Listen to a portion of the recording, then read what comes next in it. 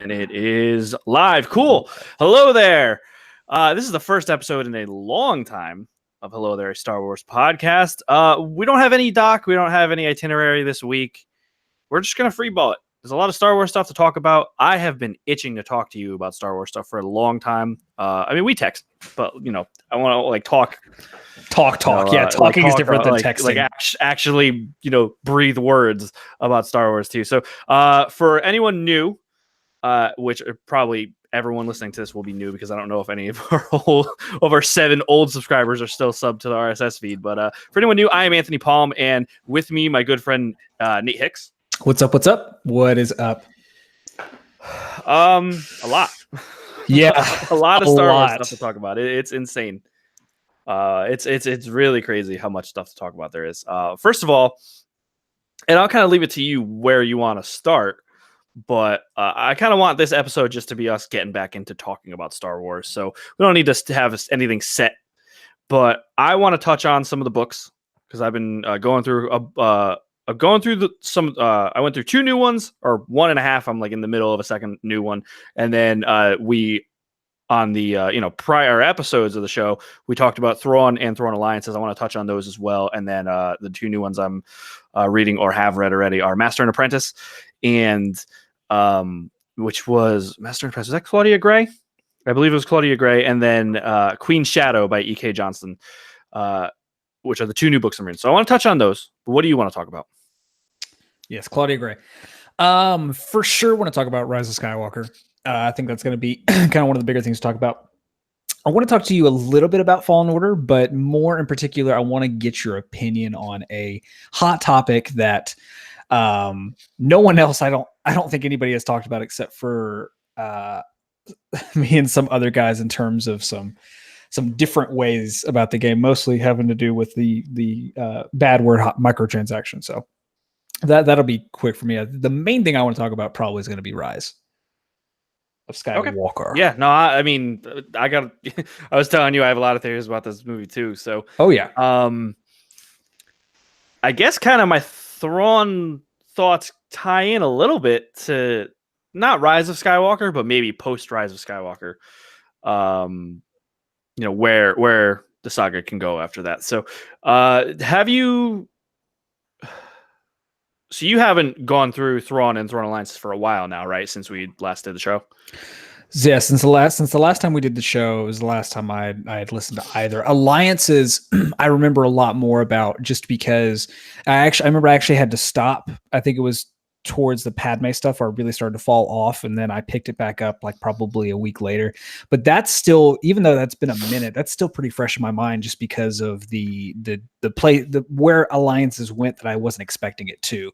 But Thrawn, I remember kind of ancillary. I know. I don't know how to say that word. When you talk about stuff, I will remember it. It's kind of one of those things. It's trapped in my brain. You give me a keyword, and I'm like, oh yeah. So right.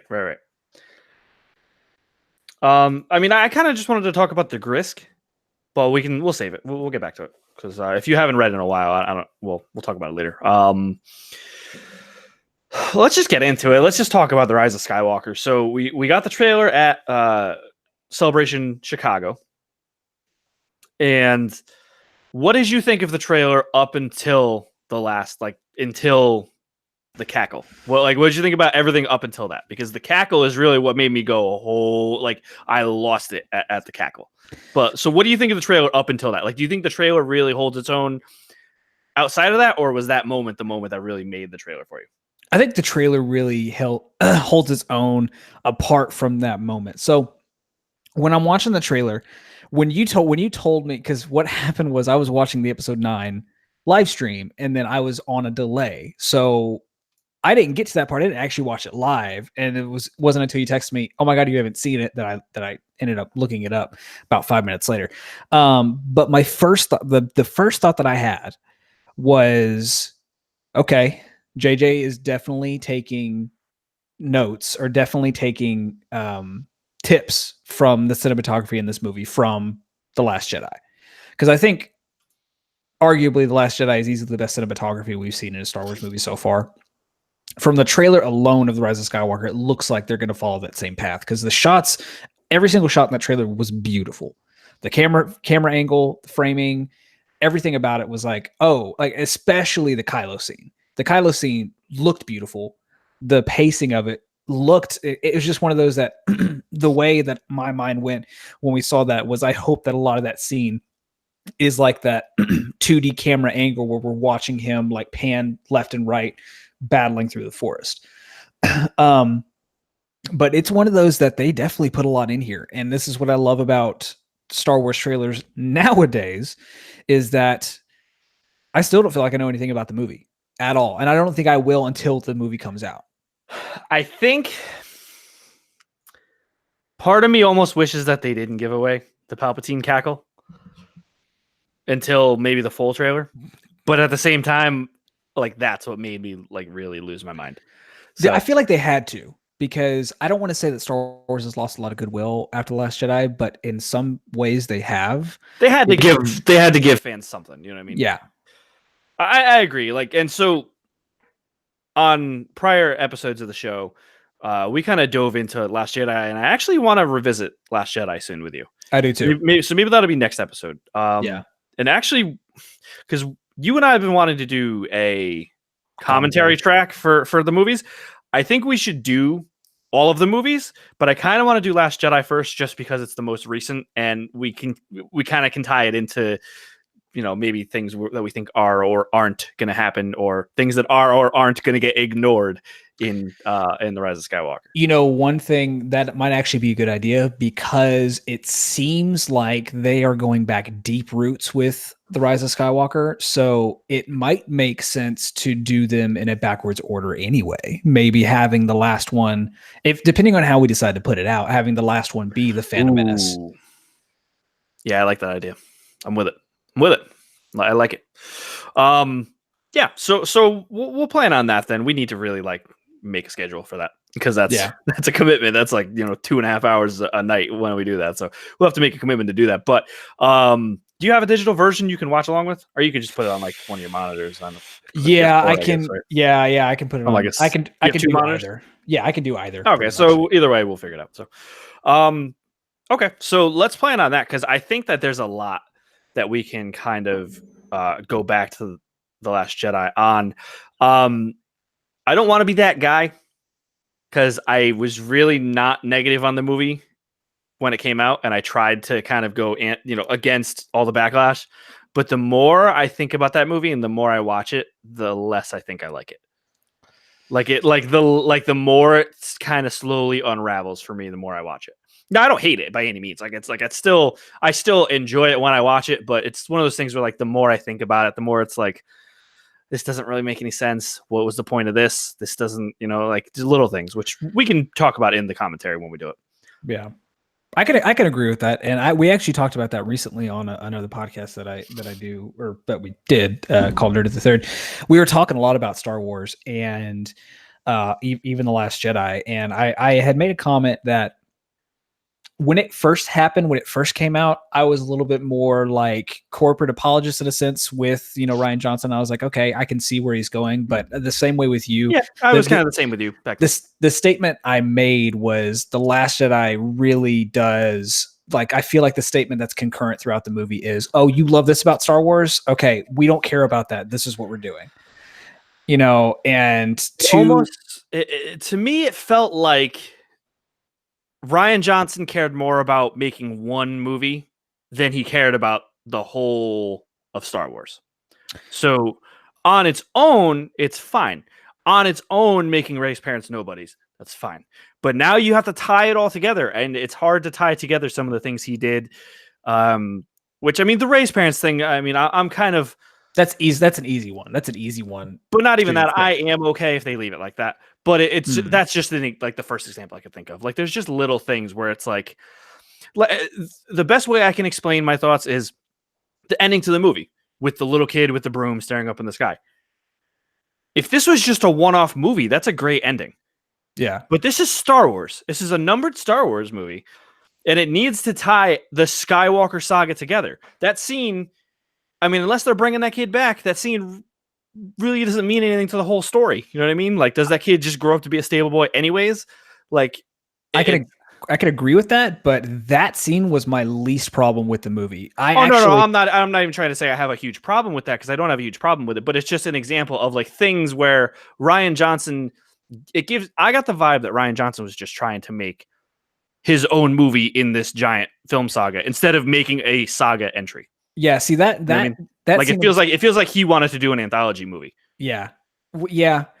That scene in particular, though, what I read out of it, which I think he meant to, of course, I don't know the director personally, but what I got out of that was, okay, this movie is the next generation of first Star Wars movie for the next generation of people, because but wasn't The Force Awakens also that? But The Force Awakens is also viewed a lot with nostalgia, because for a lot of people, it is kind of a one-to-one with A New Hope. Whereas this one I think you can consider more. This is the Star Wars movie for this generation, and that ending in particular, where it shows a new generation of Force users. I would agree a little bit more if they didn't literally kill Han Solo in Force Awakens. You know what I mean? What says this is about a new generation than literally killing one of the original generation characters? Yeah. I digress though. I don't want to sound too negative on the movie, because again, I do still enjoy the movie. I wouldn't say I love the movie anymore, but I really like it. It just starts to, I've said this since the beginning, actually. I'm holding my final reservations for the movie until The Rise of Skywalker is out. Because if you just saw A New Hope and then Empire Strikes Back, and you never saw Return of the Jedi, you'd be like, what happened? Like, where is this going? This was, people thought it was bad back in the day. You know what I mean? Like, people thought it was a bad movie. And then, Return of the Jedi comes out, and in retrospect, it's not that bad because Han Solo's not really gone. You know what I mean? So I do want to see the finished product first before I really give my final judgment on Last Jedi. So we'll see. Sooner than I realize, man. It's crazy. It's that this movie's as close as it is. I definitely don't. The one statement I can make about The Last Jedi is I definitely don't think that we are going to retrospectively. The Last Jedi is definitely not going to be Empire. I don't think. Oh no, I'm not trying to say that. No, and I know you're not, but I want to make that clear. Like that, because that was going around when The Last Jedi came out. They're like, oh well, Empire had the same thing. Okay, well, going back on it now, like, oh god, that was. Well, Empire stayed true to the characters, though. I mean, if Empire was The Last Jedi, like if it was like a 1-to-1, Luke wouldn't have left Dagobah. Yeah, he wouldn't have left to go save his friends. He would have stayed on Dagobah with Yoda. You know what I mean? Yeah. That's what makes Empire Strikes Back so powerful, is that because Luke stays true to his character of needing to save his friends, that's what screws the whole thing up. I'm trying not to swear, so edit it. But that's what screws up the rest of the story, because Luke goes when he's not supposed to go. And I feel like Last Jedi, I feel like if for Last Jedi to really work, Luke would have had to have actually left Ahch-To. I think that the biggest problem that I have with The Last Jedi is I think it's the most visually beautiful of all of them, but it's also the most visual one in terms of bad writing, like stuff that just doesn't make sense. And I can compare it to. Now you're not saying like dialogue. You are saying, I'm saying like as far as like overall Star Wars story, right? Why are these characters doing this thing? Because I just want to make sure that I don't like sand part. I just want to make sure you're not saying has the worst dialogue. You're saying that the decisions for the characters. And a good comparison with now is a lot of people are having an issue with this most recent season of Game of Thrones that's on air right now. A lot of people are like, hey, why did you do that? Why is that? Why are you making that decision? All these characters, all the characters are making decisions totally out of character. Yeah, it's like super truncated. It feels like they asked specifically for a shorter, final 2 seasons, and now it's like. Yeah, they needed more time. So, but that's what I think the biggest problem with The Last Jedi is it's the most apparent, at least for someone who pays attention to stuff like that. It's like, okay, wait, why are they doing that? Why couldn't they have just done this? Why is that? Like, I remember seeing it the first time, especially like when I first saw that movie in theaters, I was like, okay, I did not feel the same way I did about The Force Awakens. And it wasn't until after I saw it again that I appreciated it more. But now both me and you are in the same boat of, okay. And it's interesting too, because I was the opposite of you. When I left Force Awakens, I was like, it's okay. And then I saw it again, and then the more I watched it, the more I loved it. And The Last Jedi, I left that movie, and I was like, that was a freaking Star Wars movie. When I left the theater, I was all hyped up. Yeah. And now the more I watch it, the less I like it. So you know what I mean? So I was kind of opposite of you with those two movies, where I love I mean, don't get me wrong, that was hyperbole, me saying it was okay. I did love it, but it was I felt like I needed to digest it more with Force Awakens, whereas Last Jedi, I loved it at first, and then I started thinking about it. And I'm kind of worried that I'm starting to feel the same way about Avengers Endgame, which we won't say any spoilers, but right. So there is a question. I'm worried that Endgame's going to be the same. Where like the more I'm trying to not think about it more, so I don't ruin it for myself. You know what I mean? So there is a question I have for you about the Rise of Skywalker. We talked about this on our last Nerd to the Third when we were talking about Star Wars. My co-host Nick, the thing he hates is when people speak in absolutes. So, for an example, prior to that, we talked about the Joker movie. Boy, I got a movie for him. He hates people when people speak in absolutes because I actually have a meme that I meant to send you about absolutes before. When the Joker trailer came out, the Joaquin Phoenix one, he was seeing a lot of people say that, immediately from this trailer, he's going to be better than Heath Ledger. And he was like, well, you can't, there's no way that you can absolutely say that. So I had to kind of fight around with him about The Rise of Skywalker. The statement I made was, I think even from this trailer, we can see that this movie is it's going to be way better than The Last Jedi is, hands down. And he was like, but how can you say that from just a trailer? I was like, well, just factually speaking, one, this is the official end, we think, of the Skywalker saga. They literally can't mess this up.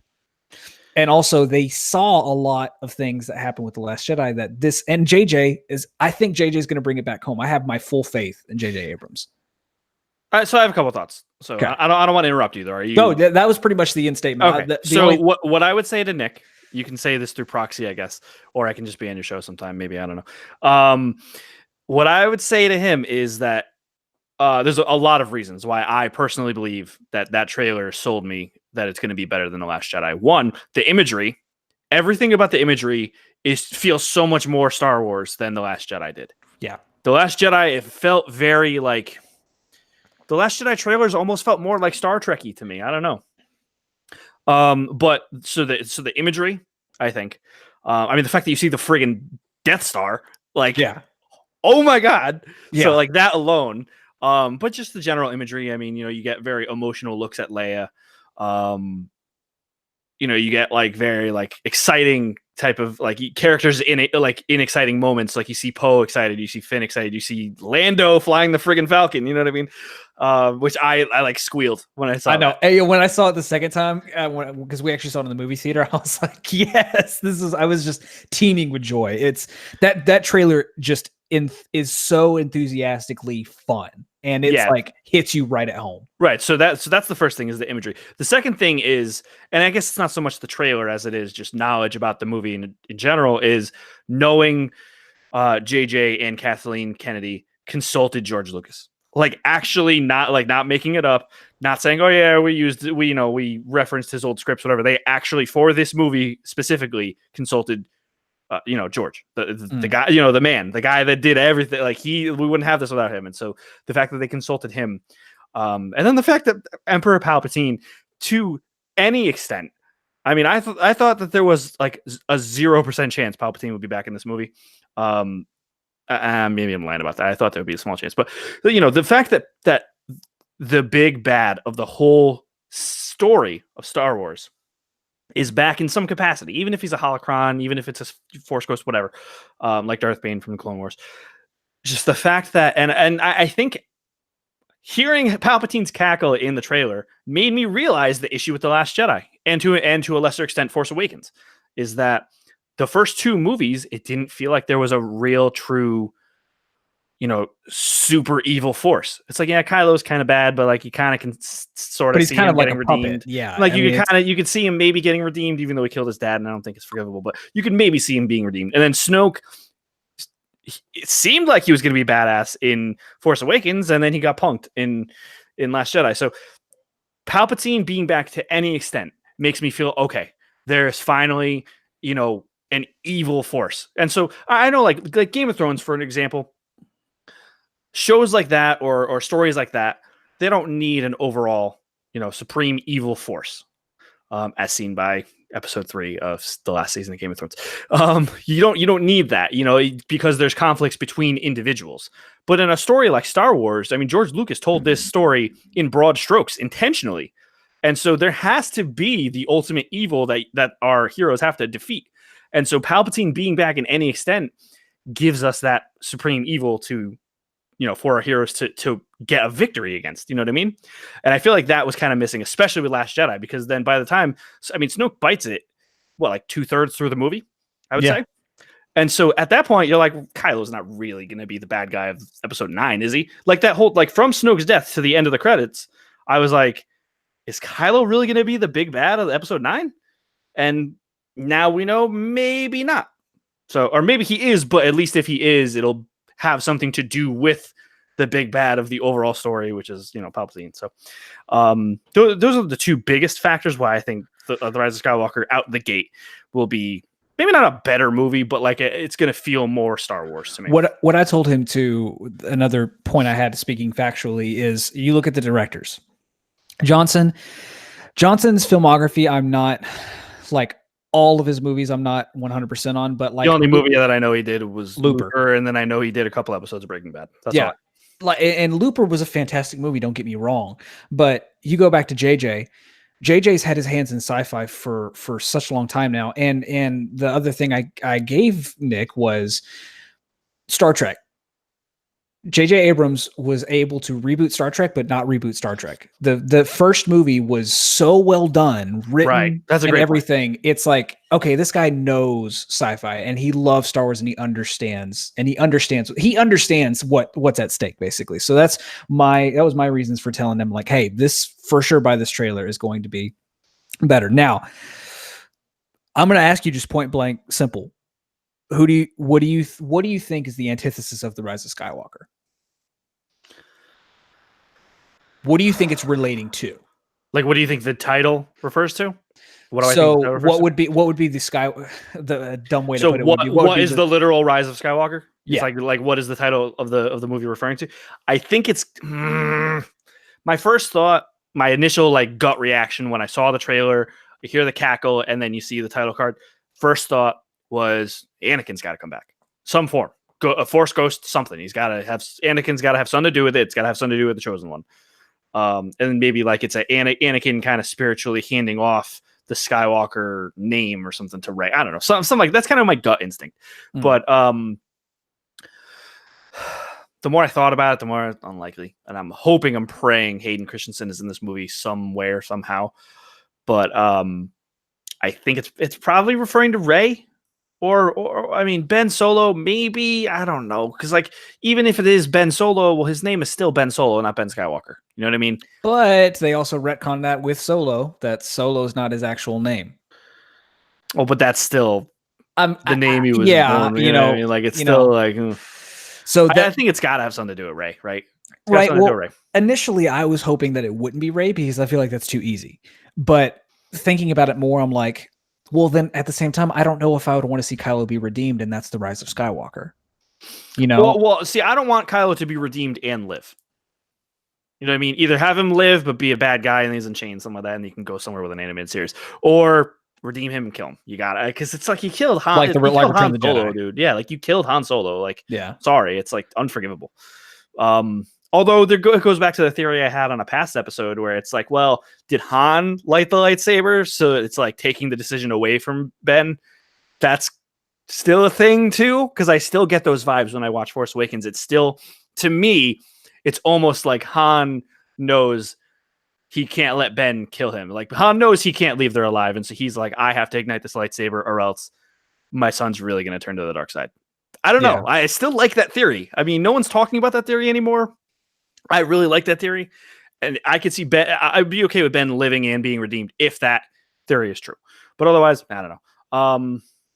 I would be okay if, so Anakin Skywalker is the chosen one.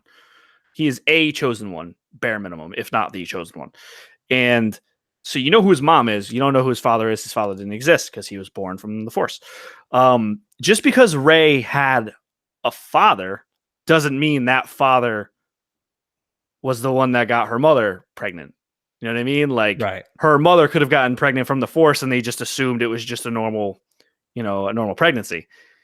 I could see Rey being a Skywalker, quote unquote, in the sense that like she's the Force needs a new chosen one to balance things out again, and Rey was that chosen one. I could see that, and that maybe that's why she takes the last name Skywalker, because she was also, born of the same circumstances. And again, I'm okay with that. I'm not sure how I'd feel if she's like a direct descendant of Luke Skywalker. Yeah.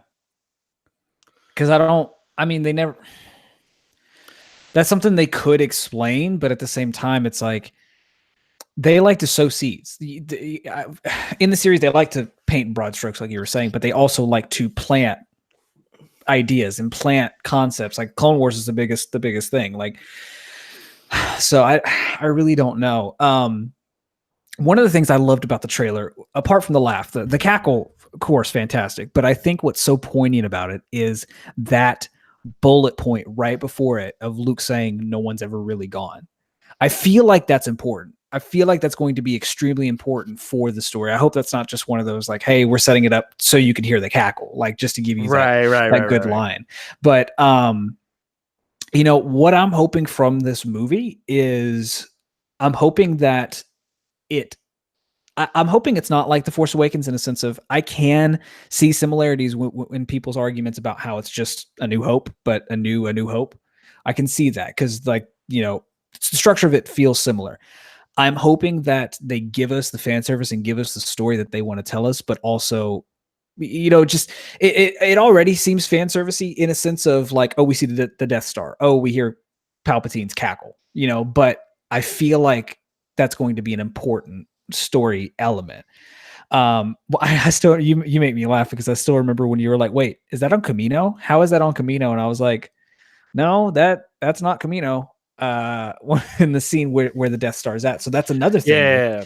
Is where is the Death Star? I didn't realize it was the Death Star at first. I just thought, because I was watching on my phone, so it was super tiny. So I just didn't realize it was the Death Star. I thought it was just like a structure in the water.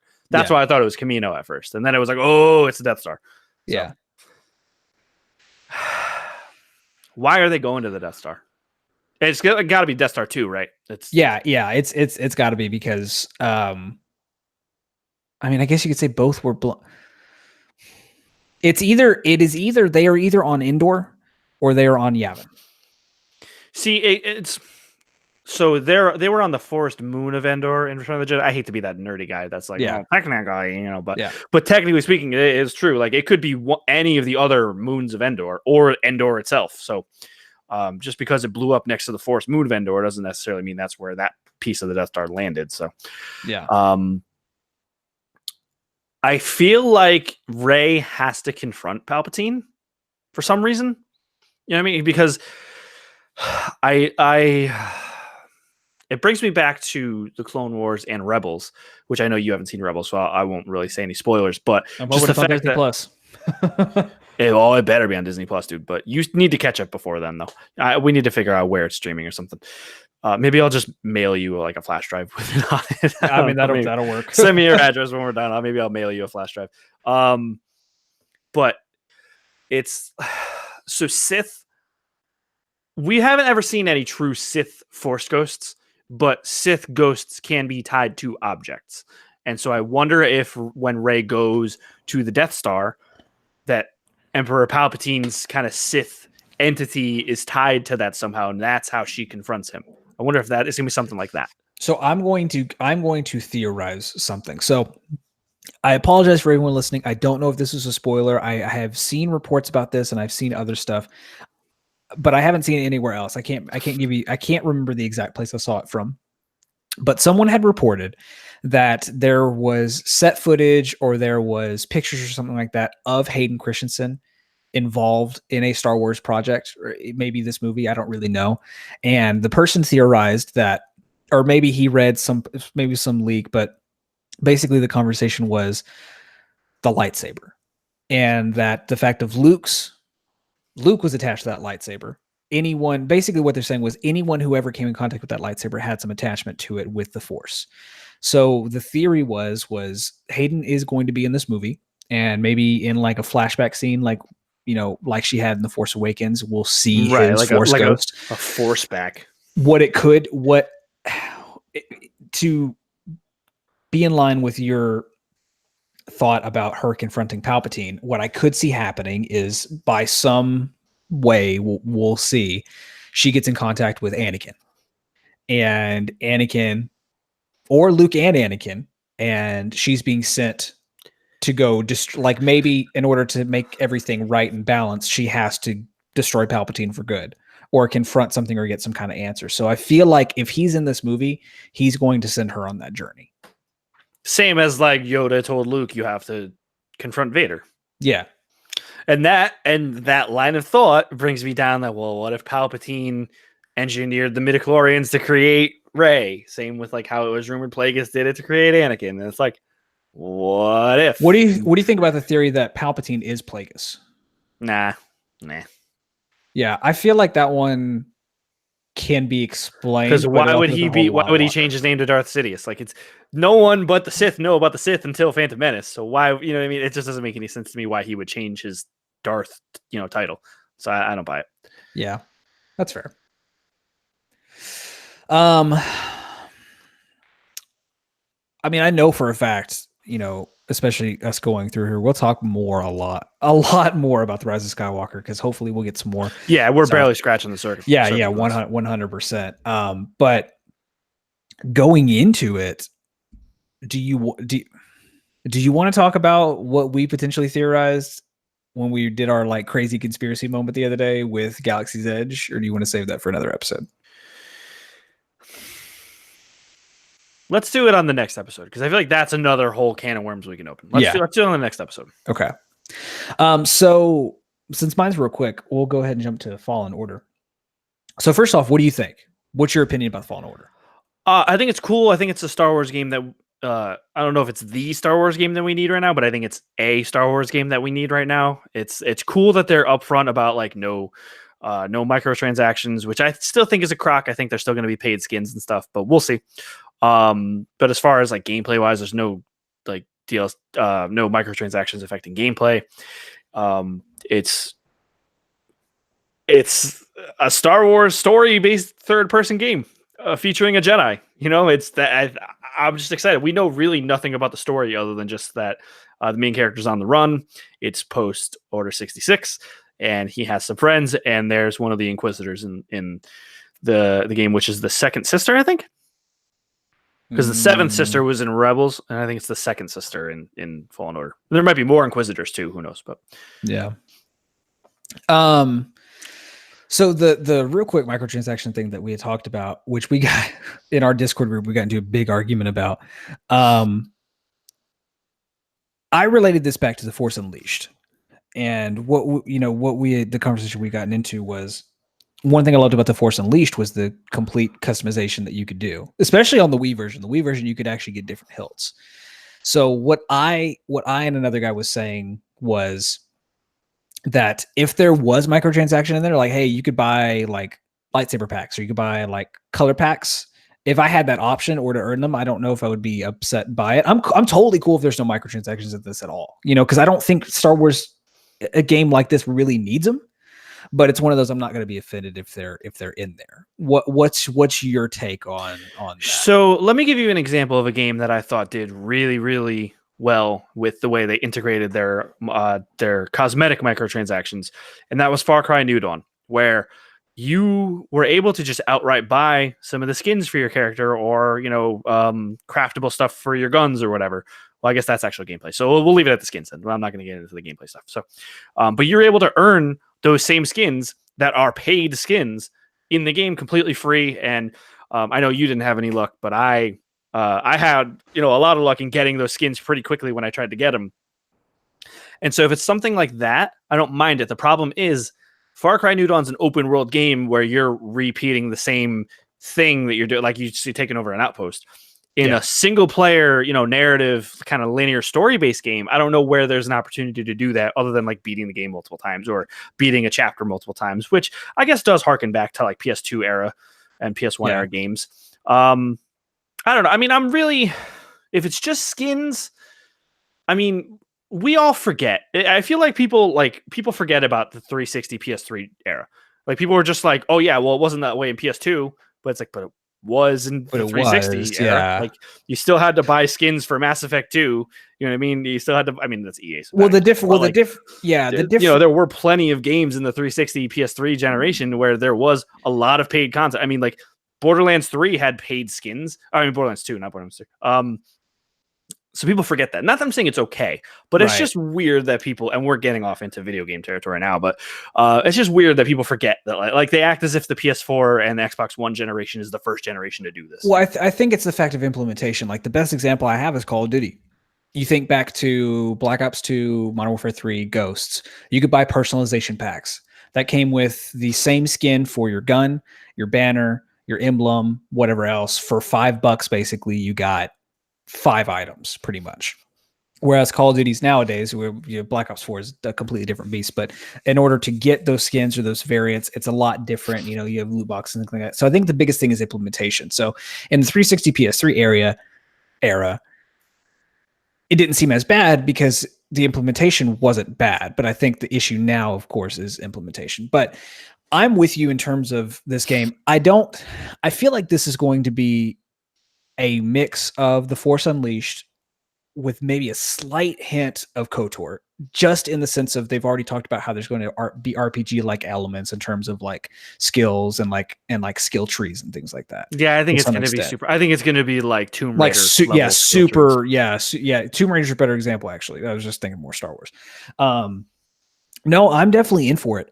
It's when I saw the trailer, I was like, okay, this looks good. Like this looks like a Star Wars game we need right now. Was not expecting Cameron. I can't pronounce his last name. I want to say Mahogany, and I know that's not it. Mohegan, something like that. I'm sorry. What was it? The actor from Shameless and Gotham. Oh, Dominic Monaghan. No, Dominic Monaghan is Charlie from Lost. Cameron Monaghan, yeah. But Dominic Monaghan is also in Star Wars Episode 9, so that's why I don't even think they're related either. No, I don't think so either. Was not expecting him to be the main character. That one completely threw me left field. I was like, okay, cool. I mean, I like him, sure. You know, yeah, it was cool. So I was when they showed the trailer at Celebration, I was like, is that Cameron Monaghan? And I told one of the other guys I do a podcast with, and he's like, I don't know who that is. And then they like did the panel, and then they introduced him, and he's like, how did you even realize that? So yeah, he's Ian from Shameless. He's the 2 different Jokers in Gotham, which we don't talk about that show, but no, but I mean, he's a good actor. I like him. I liked him a lot in Shameless. So yeah. I mean, I'm glad that there's a face that you can connect to. You know what I mean? Yeah. Sometimes when it's just a random character generate, like when it's not based on a human, so like like those games where like you can tell the character model is based on nothing and they just made it up. Yeah. But sometimes games pull it off, but other games like it's nice that a Star Wars game has a relatable face. So the best part about it, in my opinion, of course, is going to be the setting, because I think it's for sure my favorite time period that we haven't seen a lot explored in the most modern medium, of it being post 66, Order 66. That whole time period fascinates. That's why I loved Rogue One for the longest time, is because I loved seeing that original Empire setting. Like seeing like, oh, the Empire is controlling everything, instead of jump cutting to the original trilogy and, they're on the verge of losing basically. So this is what it's exciting me the most. And I know I'm going to enjoy it a lot more going to see Rebels, because I know Rebels dives into that time period a lot, but we haven't seen, honestly, the last, I mean, I'm not going to count for Battlefront 2, but the last honestly really, really, really good Star Wars game I played was probably The Force Unleashed. I mean, the Lego games are fantastic. Don't get me wrong, but in terms of saying like an actual action narrative story, yeah, because the Force Unleashed 2, say what you will about it, it was still fun. But the Force Unleashed, I still remember to this day that story enthralled me way more than anything else had. So I'm hoping this does the same. Yeah, I have high hopes for this, especially because it's Respawn Studios. It's what's his name, Stig from I don't know how to say his name, Asmussen, I think his last name. But he's the guy that the director from God of War 3, the PS3 game, which everyone loves. I never played it actually, but I mean I'm aware it's a critical darling. I have high hopes for it. I'm excited, very excited for Jedi Fallen Order. Yeah. So you wanted to dive into some book stuff. Yeah, you want to save it for next week? We're running a little long already. Yeah, we can. Up to you. Well, yeah, why don't you try and at least finish Master and Apprentice? I'm gonna try. I know you're not gonna have time to get through Thrawn Alliances again, but I do want to talk. But for sure, Thrawn Alliances I don't need to because there's a lot I do remember of it. I'll probably like skim through before Treason comes out, just to give me a refresher. But I'm enjoying Master and Apprentice so far. You've listened to it twice, I think. I just haven't had the time to finish it through, but I've enjoyed what I've listened to so far. Definitely.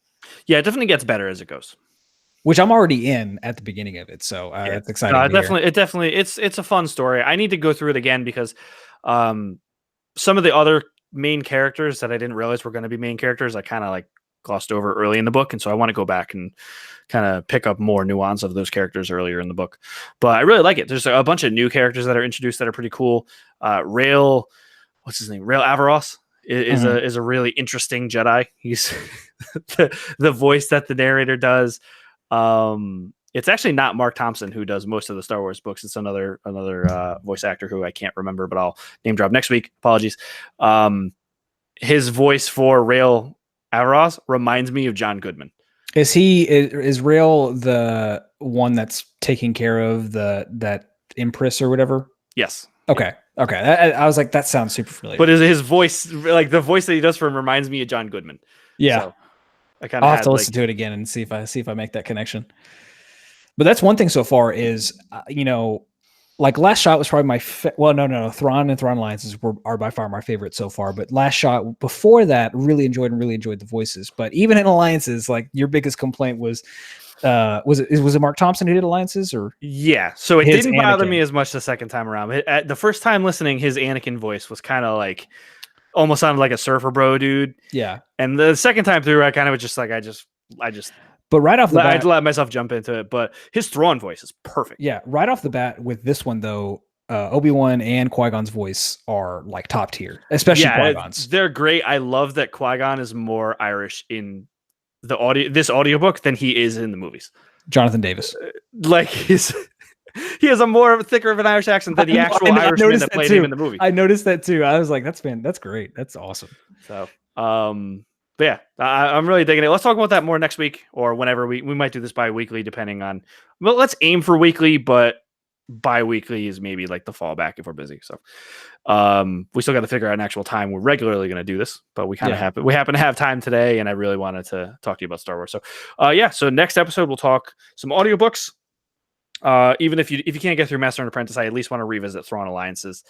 And that may or may not tie into some theories I have for the 3 new Star Wars movies announced for, was it 2022, 2024, and 2026? Correct. So might tie into some theories for that as well. And what's